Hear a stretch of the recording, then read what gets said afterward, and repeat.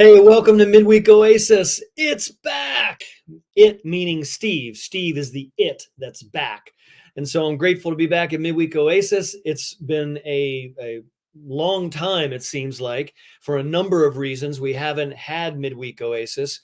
And then for a couple weeks, I wasn't able to be here because of being gone on vacation. And really grateful for Reverend Chilcote Jacob to be here and to help us with the content. And what a great job. And Jacob just did such a great job, just bringing the content, refreshing and renewing a sense of what he preached on Sunday, on Wednesday.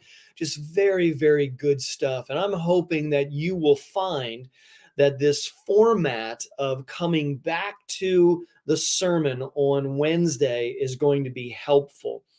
Now, we're not doing that this week, but most weeks I will, or someone else will be rehearsing the sermon in an expanded, deeper way on Wednesday night. And I know from all of my preaching research and education that 70% of the people that hear the sermon on Sunday have no idea what the sermon was about on Monday. And so it's really critical for a pastor to try to find ways of deepening the experience of the sermon. It's not because we don't think people are listening, it's just all for folks to retain that information. When you walk in and you do an algebra lesson, it's not like all of a sudden you're going to get it. You've got to rehearse it and rehearse it and rehearse it and rehearse it. And then finally it becomes more clear to you. For you to play golf, or you that do anything that requires repetition, you've got to practice doing it the same way all the time to work out all the kinks so that you can do it well. That's exactly what it is when we rehearse sermons, is that we're deepening the experience and building it into our life. So grateful that you're here and you're going to plan on using Midweek Oasis in that way. Also wanted to encourage you to recognize that we're going to be doing tonight, just like we do it generally, which is save your questions until the end. Note them in the chat section. So go to the comment section of whatever platform you're looking at and just put in there question mark, question mark, question mark, question mark, and then type your question. Angelo, who is managing the platform, will watch that. And at the end, when I or our guest are ready for questions, he will look at those and put those up on the screen so that we can address them. So super grateful that you're participating in this way. I regret very much as a pastor that we are not in person tonight also. I love being in person. However, we were only having a couple people in person on Wednesday night. So folks have just kind of gotten used to this at-home kind of experience, and I understand that. I don't think it's best for our souls. Ultimately, it's best for our souls to be synchronous in person. And as we're in person with each other, interacting together, that's really where the community of the church strengthens and has the best effects on the people that are involved. Because I know what's going on online right now. If you're watching church on Sunday from home, generally 99% of people don't stand up to sing. They don't sing, they don't clap, they don't respond. It's a very passive experience. And to me, that's a dangerous form of worship. I get it. We're in a pandemic. I get it. We need to be cautious and careful. And if you need to be home for medical reasons, you need to be home. If you're currently a bit fearful right now, I get it. But do not let that fear extend beyond a rational time of you staying home. Get back to in-person experience ASAP, please, because it's good for your soul. Christianity Today just recently in their last issue of their magazine talked about all of the research that is coming out with regard to soul degradation related to COVID. And the primary engagement that is degrading the souls of Christians is this asynchronous experience. When I say asynchronous, I just mean it's not synchronized. We're not all in one place, all at one time in person.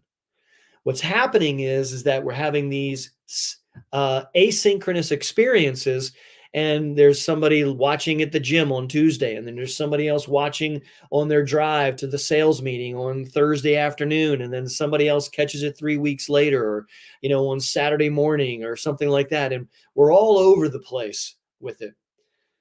Christianity Today and the research talked about that it's actually dangerous for our souls when we don't participate in synchronous in-person worship experiences. So I'm encouraging you to really give that some thought and wonder about your role. Now, please check in on the app. If you go to the church app, there's an opportunity to check in at the bottom. When you do it, it'll say Midweek Oasis, check in, boom. That helps us track the effectiveness regarding attendance. And so it really is very important for our analytics on the church side, the administrative side, the behind the scenes side. That really, really helps us. Now, let's get into our topic tonight that we want to discuss. In a few moments, I'll bring our guest on, but I want to set it up. I want to tee it up because, as I said in the promo leading up to tonight's Oasis, we have what I would consider a scourge or a darkness, a resident evil in our Western culture. And by and large, it's the commodification of sex and the human being. When you commodify something, you make it a commodity, meaning that you can sell or trade it. When you're talking about a human, and in particular sexuality, and you're commodifying it, meaning that it's a product, and there are vendors, suppliers, purchasers, there are customers in a consumer-oriented society. As we've talked before in our biblical sex series, when sex becomes a product, a commodity, it takes it out of the realm in which God has created it, and it moves it into the realm of darkness and evil. And I'm talking about even in Christian marriage as well. If you see sexuality as a commodity to be exchanged for, goods and services, so to speak, or you see it as, you do this for me, I'll do this for you, you give me that, I'll give you this, then you're in this trade arrangement. You have commodified sex and sexuality and actually human beings. Your wife, your husband could be a product, a commodity, their sex and sexuality, or their even personhood. You could be leveraging as a commodity and posturing yourself as a consumer. That is a very, very dangerous place to be. And so it'll debilitate covenantal bond in a relationship with regard to two Christians. And so I want to encourage you to be challenged in your own thinking with regard to sex and sexuality, and also human beings in general. Because let's take, for instance, all right, you got an auto mechanic, or you've got a landscaper, or you've got an accountant, and you just look at those people as commodities. You're just buying and selling them. You don't care about them. You don't think about them. They're not human to you. They're just suppliers, or they're just vendors, or but yet it's a person. It's not like we're talking about Comcast as a company. We're talking about a person that we see in certain venues or certain realms as simply commodities. And so, especially service professions. So I really want to encourage you to think broadly about the topic we're speaking about tonight. Because although we'll be speaking about human trafficking, and we're going to speak about it in a very specific way, and how that in America and in the West, it is a scourge upon our society. I'm telling you, there are other dimensions of human trafficking that you and I traffic in. And that means taking people out of a covenantal understanding where they're human beings created in the image of God, and we're simply saying, hey, you're my product, you're my possession, you're my vendor, therefore I'm paying you. You just do what I tell you to do and shut up and get out of here, and I'm done with you, and I'm moving on to some other vendor who's going to supply my need because I'm demanding it and I'm going to give you money for it. Be very, very careful about that philosophy and disposition. So tonight we're going to be speaking about human trafficking, and I got introduced to this probably 12 or so years ago, and it just blew me away that I remember learning from a member on the FBI task force that was in Maryland that I was speaking to, and they said, "Do you know that Washington, the Baltimore, Washington area, is either the second or the third, it goes up and down, in most profitable regions with regard to human trafficking?" And I said, yeah, well, traffic's really terrible around here. I mean, yeah, it gets really busy at rush hour. And they just laughed and they said, no, we're not talking about that kind of traffic. We're talking about buying and selling human beings. I was stunned. I was completely blown away. What? In our area? Yes. And then they told me the story of several young girls in our county, in Anne Arundel County.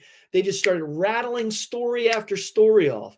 And I thought, yeah, well, sure, these people will be from the worst places in Anne Arundel County. And actually, the majority of them were like recruits from Severna Park High School. Yeah, girls being recruited, and also guys being recruited by these organized crime units of human traffickers that were recruiting young men and women into the business of buying and selling human beings, particularly regarding sex and sexuality. So I was blown away. I couldn't believe it. And then I started hearing story after story in various places of folks talking about this. And so if you've never really talked about it, this is going to be an enlightening experience. And I'm hoping that your eyes will be open and you, perhaps the Holy Spirit, may actually move on you to get involved. And there will be opportunity tonight. If you feel burdened or interested, you will be able to get involved and you'll know how to do that. So speaking of getting involved, when I talked about this a long time ago, Althea Wielden was that person who got involved, and she has been a hero and a champion regarding human trafficking awareness and reform. Not only relief, intervention, but also reform in our church and our area for many years now. She is the one who curated and runs the Dash for Dignity that we have every year to raise money and awareness. And so I'm just asking you to welcome with me Althea Wielden. So Althea, greet our soul family now. Hi. So thank you, Pastor Steve. Great setup. Hello, Soul Family. I am absolutely thrilled to be here. I was reflecting today where for probably the past 8 years or more, we've done a community awareness presentation during January, which is National Human Trafficking Awareness and Prevention Month. And we brought speakers in from a variety of places. We were going to do something this time on labor trafficking, decided to postpone it. And who would have thought? Today I get to be the person that gets to do some awareness. So I'm really super excited. Thank you. Yeah, you are that special guest. You're the guest speaker, and you've always been behind the scenes. And so I just want to personally thank you for your investment in this process. I remember when I first talked to the church about it, it was kind of not really all that well received, and people were disillusioned and didn't understand. But over the years, you have done an unbelievably wonderful job shining light into this darkness. And so thank you, Althea, for engaging that. Mhm. I want to talk to you, but I think what I'd really like to do is kind of turn you loose to walk through these slides that you have so that you can just bring awareness to us. And I'm going to be chiming in and asking questions and maybe inviting you to talk about a parallel topic here and there. But I don't know, to start with, are you aware? I mean, have we seen human trafficking over the last several years diminish or increase in our area? Regrettably, I would say that it's increased, and some of that I think is because awareness has increased. Okay. People are recognizing the signs. It's hard to say exactly because this is not, and I'll talk about it as a crime. It's not a crime that is easily understood. It's not reported well. Any statistics we have are educated guesstimates, but we really don't have exact numbers. But I do know that awareness has increased. With the pandemic and so many of our youth online, that's created a whole new pipeline and has just, there's a whole number of challenges that go with that as well. And I'll share that in a little bit. Yeah, because social media is a powerful recruiting tool. Am I right? It is, absolutely. And when you Yeah. talk to especially law enforcement, they'll tell you it is the #1 means of recruitment. Wow. And we have had we've sponsored a number of workshops for parents to help people understand how to protect their children Hmm. from online predators that are actually paid to go and seek out these vulnerable kids in order to be able to attract them. Is that accurate? That is true. There's a whole grooming process that goes into this. And although some of the details may be different from situation to situation, the process is very similar. That the individual has some kind of weakness, some kind of vulnerability that makes them at risk, and so I'll use the term predator recognizes that. Whatever that is, and I'll talk in a little more detail about that, and they exploit that. And they gain trust, and before you know it, the person is just drawn in, and then the individual doesn't necessarily see a way of escape. Yeah, they get trapped, just Hmm. trapped. All right, well, let's walk through these things. I'll likely, if I keep talking, I'll just likely get on all your points. And so Okay. let me share a screen right now, and then the opportunity will be that you'll be able to watch me and Althea walk through these slides together. So hopefully everybody can see that. And Althea, if you notice any problems or issues, you're going to have to let me know because I cannot see you anymore. I can just see the Oh, slide. So okay. why don't you go ahead and start talking about this, Okay. and just you let me know when it's time to advance. Okay, I will. So just a little preface to all of this. I first really became aware of the whole concept of trafficking in persons, which is the fancy federal way of saying human trafficking. And when I worked for the Department of Defense, I had to take mandatory annual training in this. And honestly, at first I thought it was an overseas challenge. I was shocked, uh, dismayed. I mean, it was like beyond words when I realized that we're talking about modern day slavery, and it's not a third world issue. It was a first world issue, and it was happening everywhere in the United States, in Maryland, in Anne Arundel County, and possibly even in my neighborhood. And so that's about 10 years or so ago is when I really started to get engaged in a much deeper way. Back in 2000, the federal government passed a Trafficking Persons Victims Act, and it's been renewed subsequent to that, but it lays out in very detailed legal language. I don't speak lawyer language, but there are many people I know who do. And it laid out in law what human trafficking was, and began the process, the ability to begin to really recognize it as a crime.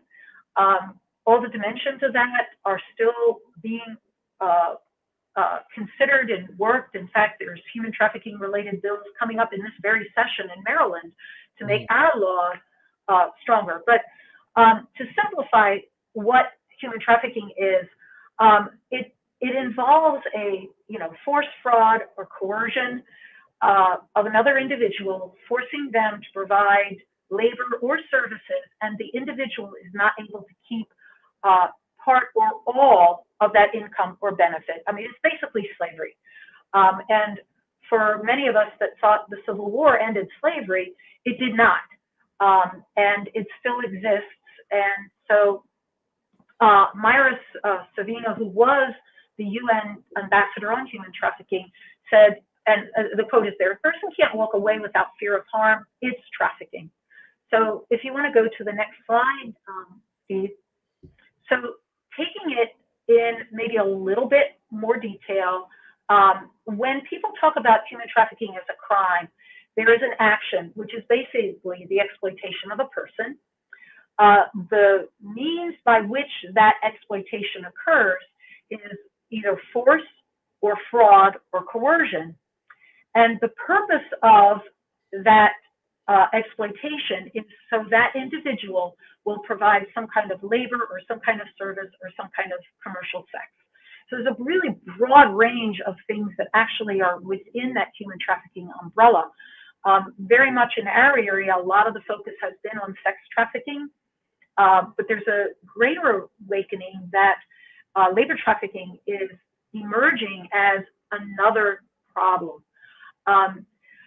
As I said earlier, having estimates is very difficult because this is a crime. You don't have the traffickers who are reporting on their income tax, the monies that they're gaining from their exploitation of individuals. The UN estimates about 40 million people, and this is globally. And again, that's an estimate. I personally think that estimate might actually be a little bit higher, but nevertheless, it's kind of the number we look at, because if people ask it's real, well, this is what the UN estimates. And in this slide I have, it could be forced labor, and that's things like farms and factories. Some of you may remember, it was about 2-3 years ago, there was a restaurant in Severna Park, and there was a raid, and many of the individuals working in that restaurant were there labor trafficked. So it happens all over. You could also even say massage parlors, although that's also under sex trafficking as well. Domestic servitude, that's housekeepers, and again, nannies and gardeners. And there's been a number of instances, and this becomes difficult in our nation's capital, because you have diplomats coming, they have diplomatic immunity, and not every diplomat brings people from their country to work for them without compensation, but it has happened. And there are a number of cases that have been highlighted through the years. The challenge is, when these diplomats are here in this country, they have immunity. So it's, there's a lot of, there's definitely challenges. It's a very complex arena. The sex trafficking is what we've talked about a lot over the last few years. And another one that I believe happens in this country, but I think it is more prevalent overseas, is organ trafficking, where someone needs a kidney, and a poor person is, sorry, I shouldn't say a poor person, a person who is lacking financial means is told, hey, if you give us a kidney, we'll be able to give you some money for this. And so I forgot to also mention, under the commercial sex, that our law does say that an individual who is under the age of 18, it is automatically a sex trafficking. They're considered a victim of sex trafficking. And the idea behind that is that someone under the age of 18 is really not giving informed consent. Althea, Mhm. would it be accurate for me to say that with the arrival of the casinos, that human trafficking has significantly increased? Hmm. In talking to law enforcement, so I'm relying on the individuals that I have spoken to. What I know about the casino that is not far from my house, the design inside was intentional to keep things very, very open.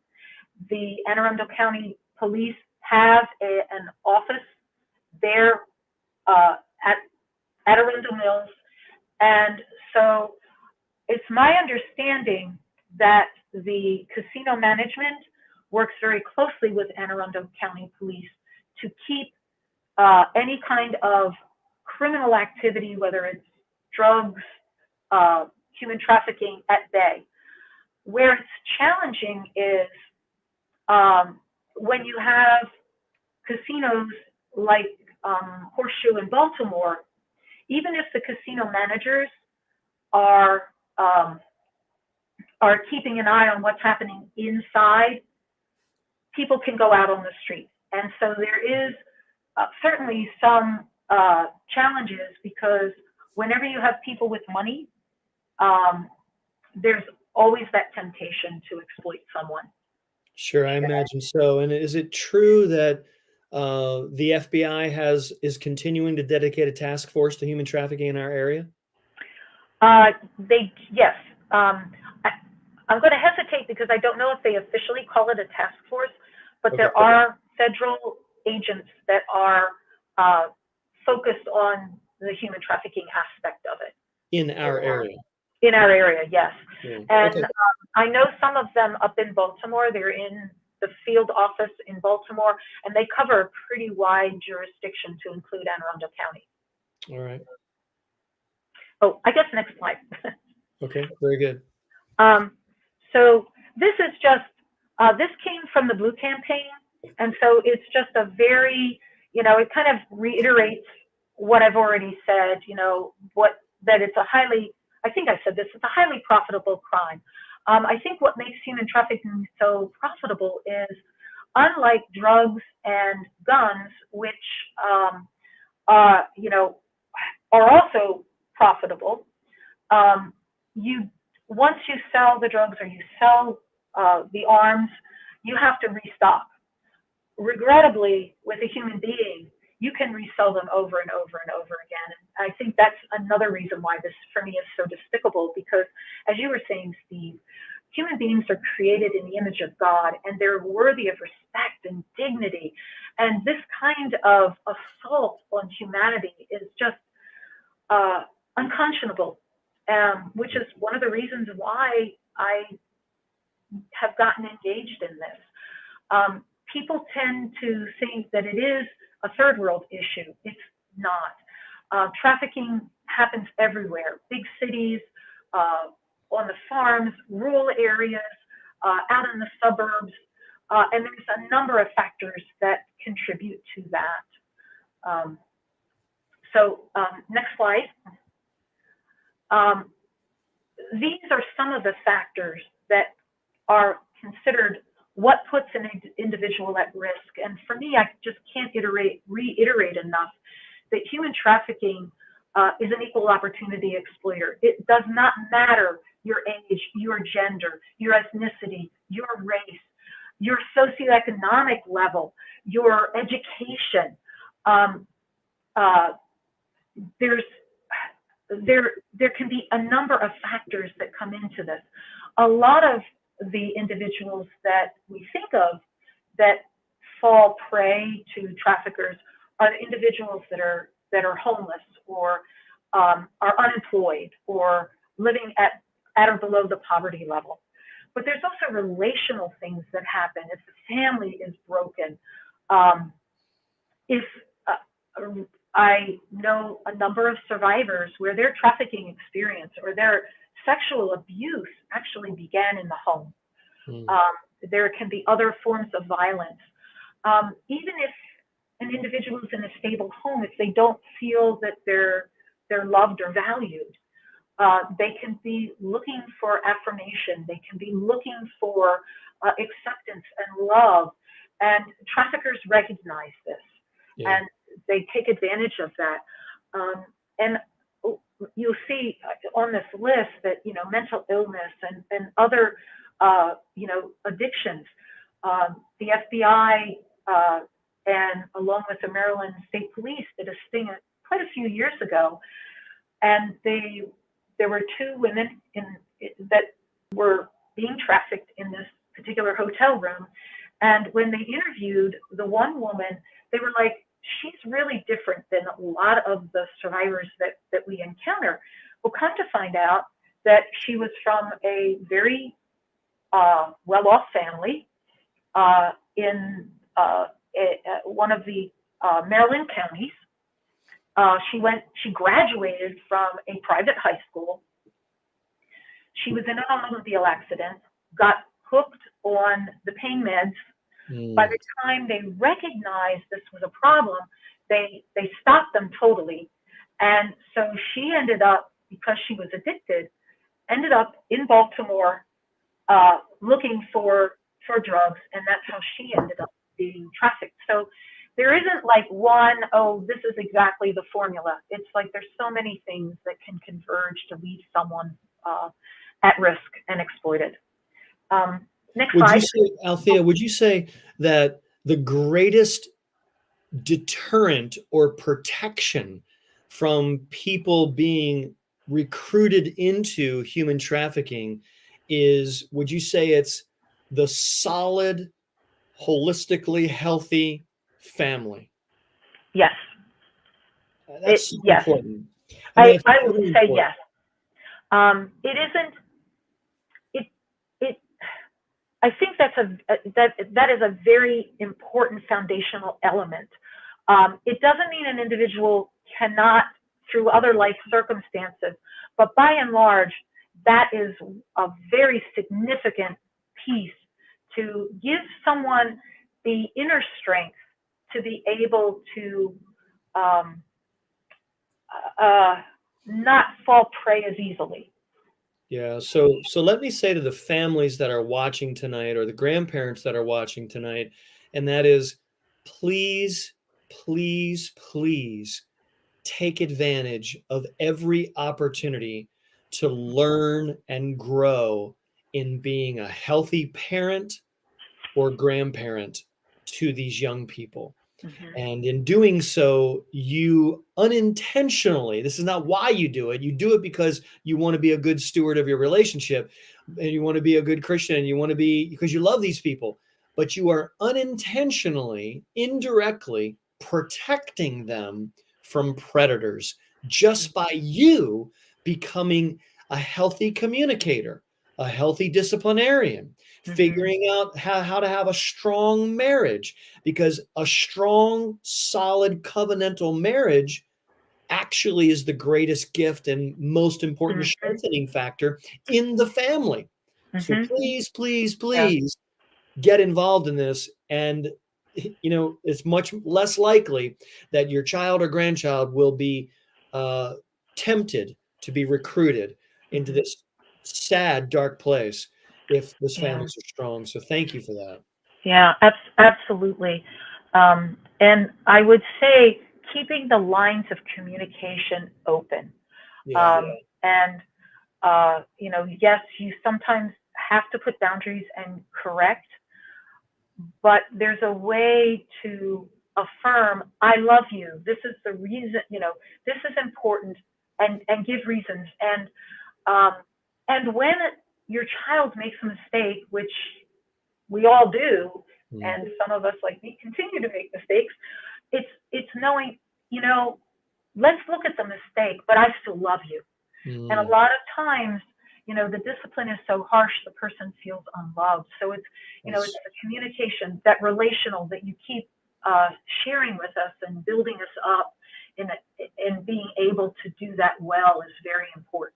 That is so good. Thank you, Althea, for saying that the way in which we discipline can be so harsh that it deteriorates our relationship. When a parent disciplines out of powerful emotion, it so negatively affects the relationship and distances and isolates and disconnects, and that leaves those children vulnerable to the prey of predators. And so parents, we offer workshops all the time on how to discipline your children, good practices, parenting skills, communication skills, marriage ministry stuff. We offer that. When you don't take advantage of it, it's not a good thing. So thank you, Althea. And so a little reiteration on, people falling prey. There is individuals that have some need. A lot of times it is driven by financial, but again, it can be the relational that's lacking. It could be some kind of physical, maybe they're homeless. Sometimes there are mental factors that go into this depression, undiagnosed depression, or any other kinds of, emotional instability. Instability is one of the words that the Safe Center at University of Maryland often will talk about the individuals there, the social workers, that they listen for those factors of instability. And as we said earlier, social media has become the #1 means of recruitment, and that has not changed at all. Traffickers are very savvy in tricking and luring people in, building trust. A lot of times what they intentionally do is plant seeds of division in relationships with family or friends in that individual to isolate them. And if they can isolate them, and I think it's fair to say it's a form of brainwashing to make this individual distrust people who in their lives are supposed to be trusted individuals, and reattach that trust to someone who really has intentions of harm. A lot of the social media, also the entertainment, makes traffickers look cool because, oh, these pimps, and they've got money and they've got all of this. And when I hear that, it's like, oh, you're talking about traffickers that buy and sell human beings? When you really think about what these terms represent, it is not so cool. And yet a lot of our youth are being fed messages that, oh, this is cool, and it's not. Parents, pay attention to your kids and what they're listening to, what they're watching, what they're engaged in on social media. Goodness gracious. Yeah. Step up, parents. When they're in middle school and high school, don't step back, step up. Exactly. And that really plays into the thing, the bullet there about the youth, because traffickers are really everywhere. Recruiters are everywhere. And, through the years, as I've talked to individuals, the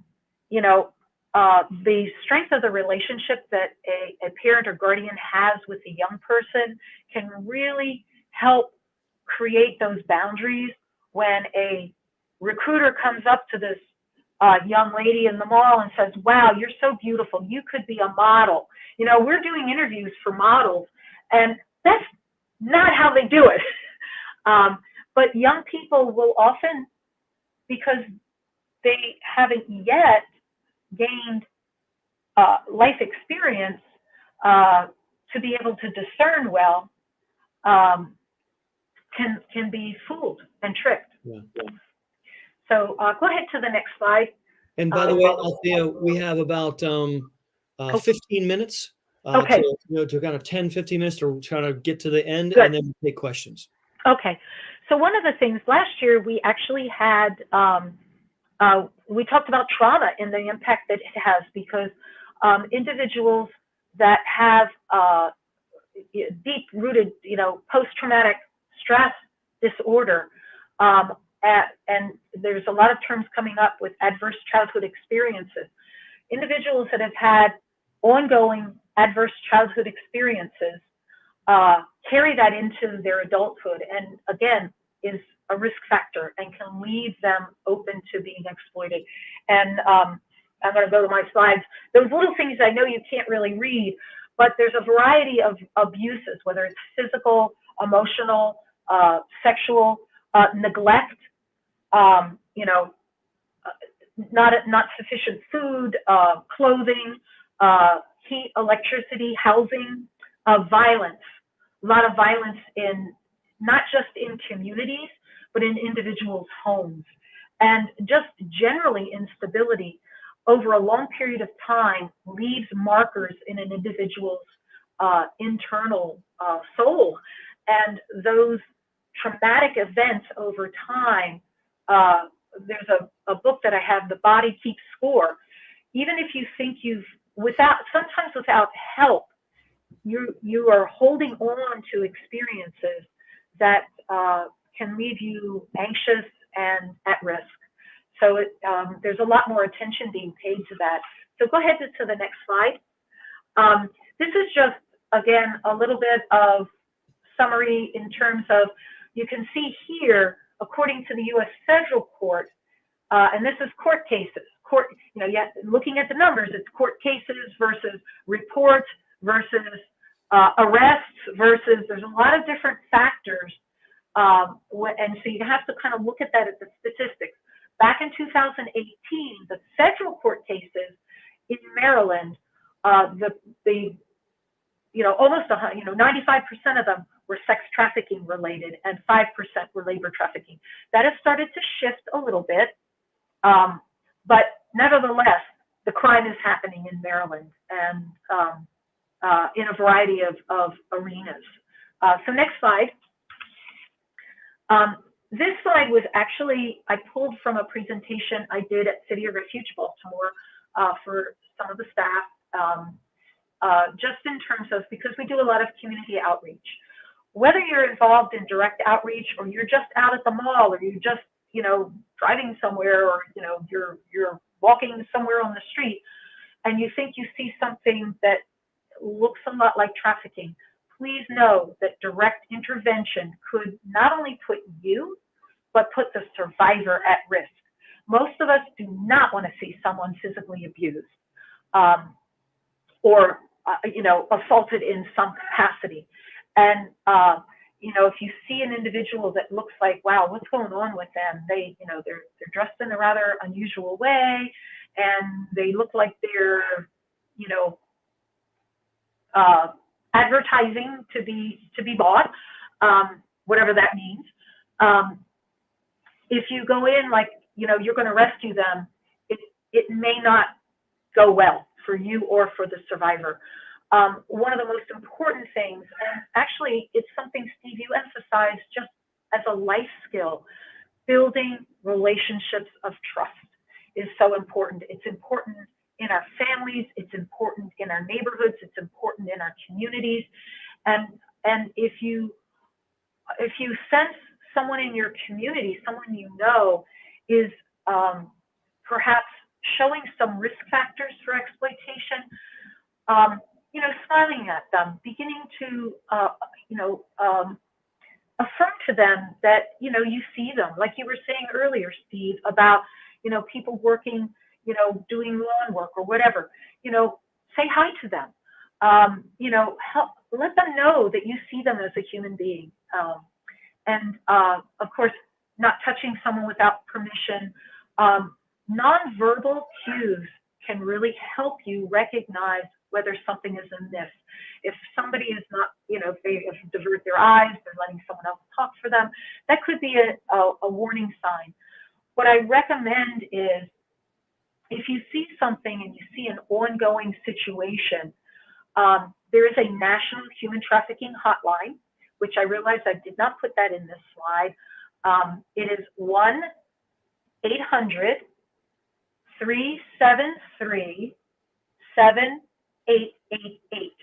And if you call that national human trafficking hotline and describe what you have seen, they will be able to pass that on to the appropriate jurisdiction.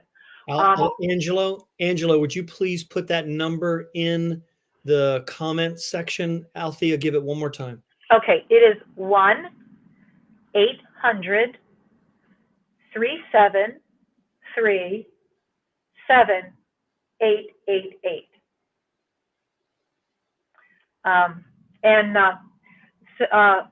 even in Anne Arundel County, prostitution, sex trafficking is considered a vice crime, which means that it needs to be reported by members of the community.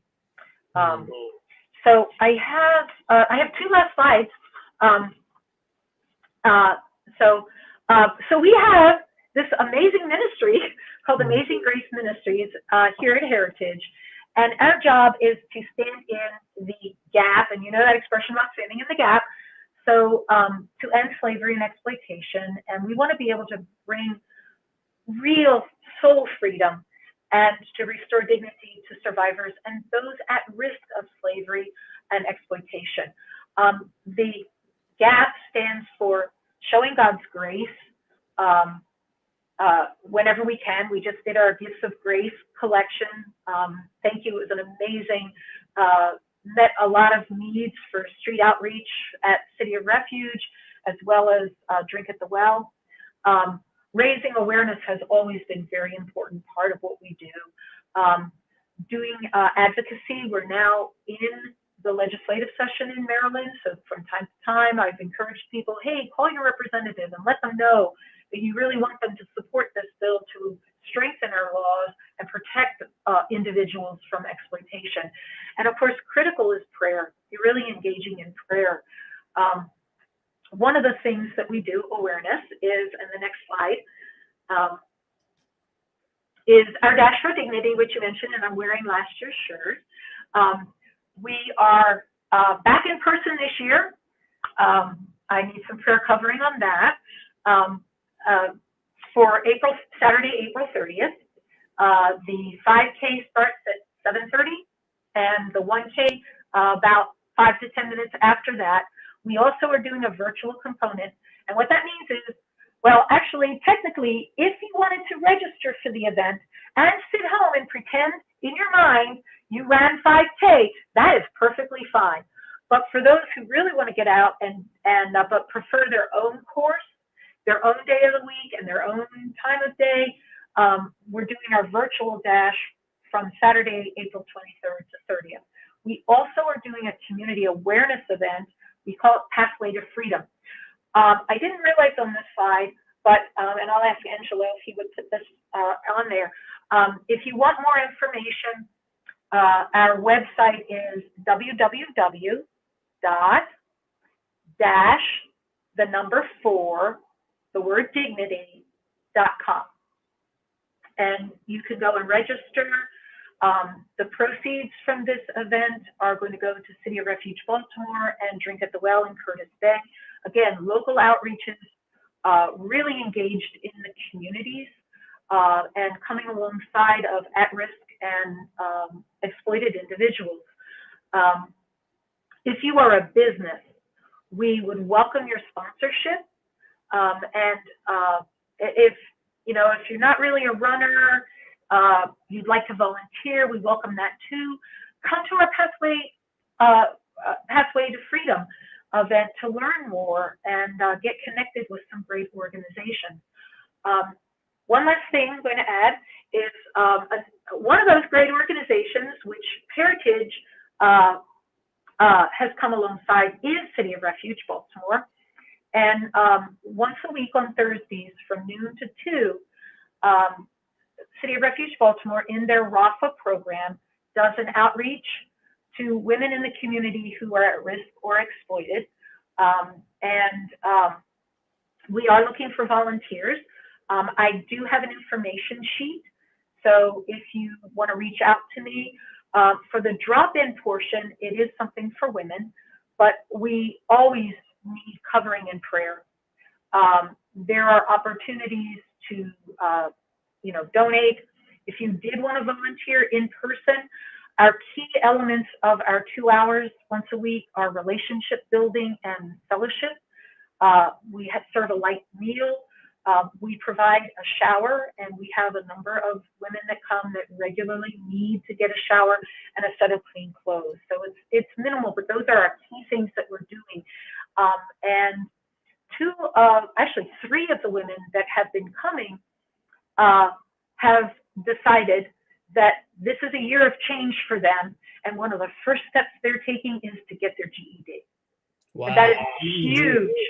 And I hope this is okay. I didn't plan this ahead of time with you, but the organization, the nonprofit that is providing that GED training is Reignited Ed, which happens to be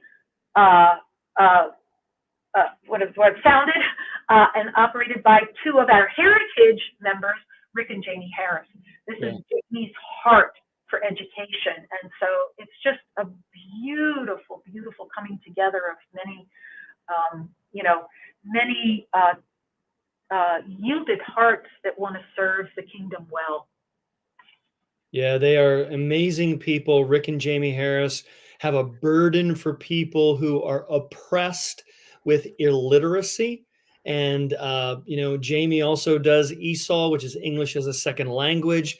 They are very dedicated people, not only elders in our church, Sophia, worship host, rooted group leaders, but my goodness, they work full-time jobs, I mean, it's amazing what they do. They're just fantastic. So if you're interested in being involved in a ministry that is so nitty-gritty and down in the mix of rescuing human beings from illiteracy, from human trafficking, from labor trafficking, from marginalization. Goodness, this is a great place to start. And Althea, they can get in touch with you by going to the website? Yes. I actually realized, looking at that number, I made a mistake in the area code for that. So I just sent that to Angela. When I saw it up, I was like, oh, wait, that's not right. It's 1-888. Not 800, it's 888. And for those of you like me that tend to find patterns, it's a really cool pattern. It's 888-3737-888. Okay, so it's a palindrome for mathematicians. I hope Dr. Mead is on. It's a palindrome, Dr. Mead. All it sounds like to me is a good lotto number. Maybe that's it. I don't know. Yeah. Thank you, Angelo. Yeah, very good.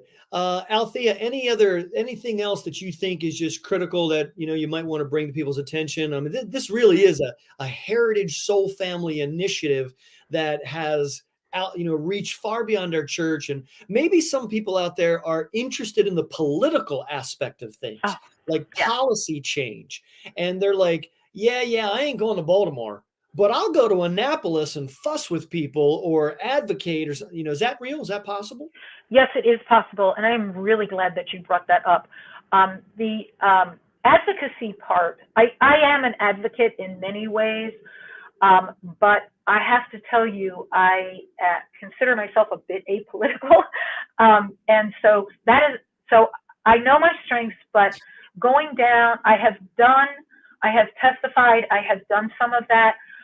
It is not one of my key strength areas. I do it when I know it's important, but there are some people who are really gifted in that area. And yes, that is a very important thing, because legislative advocacy is very, very critical. Some of our laws have had many loopholes in there that have been fixed.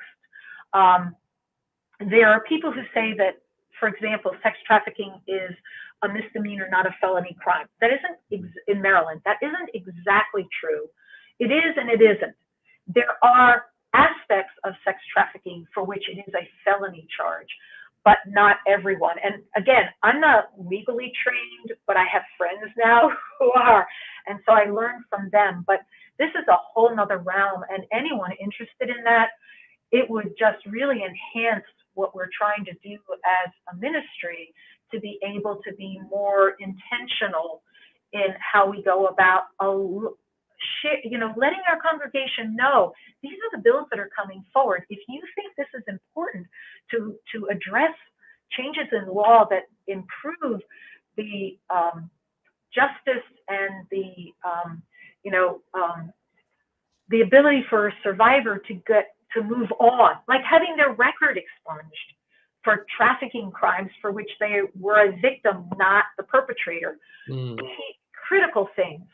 So definitely that would help us greatly But build that out. if people are curious or interested, they can just go to the website, contact you, and you'll help them get dialed in. Yes, definitely. Great. Angelo, do we have any questions or things like that people are just, clarifications, questions or clarifications? You can put any of them up you want, and we'll start taking them. So Oh, how can you tell the difference between prostitution and human trafficking? I see one as a victim and the other as a predator. Do you help both? so, um, so, I consider a trafficker, the person who traffics, to be a predator. Okay. I consider, so there's the practice of prostitution and the practice of human trafficking. And first of all, to me, they are a bit one and the same, although I know legally there are some nuanced differences. I look at the individual that's involved, and if an individual is exploited, then I see them as someone to help. I just realized there may be another aspect of this question, in that first of all, I guess I should say everyone is in need of God's grace. So even a trafficker is not beyond God's redemption. I mean, Christ came to die for sinners, and we all, without Christ, none of us can really stand, in God's presence. Christ makes a way, and so even for traffickers, we would do what we could to help them, make changes in their life. I don't know if that really answers the question, but our job is to help bring light, hope, and transformation to all people that are seeking to have their relationship with God restored. Yeah. What do you say to someone, Althea, that responds to this and says, yeah, this is just a business. These people just get into this business because they want to make money. And, it's consensual. It's consensual. It's tough. I will say this. And I want to be careful that I don't like generalize everything. I recognize that if someone doesn't see other opportunities, they're going to survive, whether they are the trafficker or the person being trafficked. There is a sense among individuals that have been trafficked that they are making a choice to do this. Some of us genuinely believe that oftentimes it's part of that conditioning that for someone to believe that they're making an informed choice where they just may not see another opportunity. And it isn't our job to judge. We just try to meet people at their point of need and let them know that, God loves all of us. And sometimes it takes a while for someone to be ready to make those changes. Yeah, I went to a workshop one time where the person said for like pornography, because even Christians, I've had Christian people tell me, yeah, it's not a big deal. They're doing it. They're actors and actresses. That's what they want to do. And the people that I've experienced that have come out of that world have said, what the illusion is what you see on the screen. The reality is that there are organized crime people, pimps. There's bullies around that are demanding that women, men participate and perform in that way, and they keep them in this manipulative situation. Generally, very, very few people involved in human trafficking or pornography, prostitution, whatever, are actually there because they love it and they're free to come and go. They're actually in slavery. I think I tend to agree with that. And, if someone says, I'm doing this by choice, I am not going to argue with them. I may get into a conversation to explore what that really means. What, do they have other hopes and dreams if something was different? But in a lot of cases, there is that force, fraud, and coercion that has gone behind the scenes. And the person has been told, this is all you're good for. And that to me is a lie. That's not true. But if you've been told that all your life, you begin to identify that way. So, and again, people don't, some of these relationships take a long time to cultivate, and to be able to show people, or be able to open the possibilities of other choices is very powerful. Althea, thank you so much for being a part tonight and helping us with understanding a bit better, grasping the balance of political, economic, ministry outreach, how we go about making a difference. You've provided awareness. You've provided a biblical rationale, meaning people created in the image of God. And you've also provided ways in which to actively engage and get involved. And so thank you so much for that. And so thank you, Althea. God bless you. Thank you for the opportunity. And thank you, everyone. Great.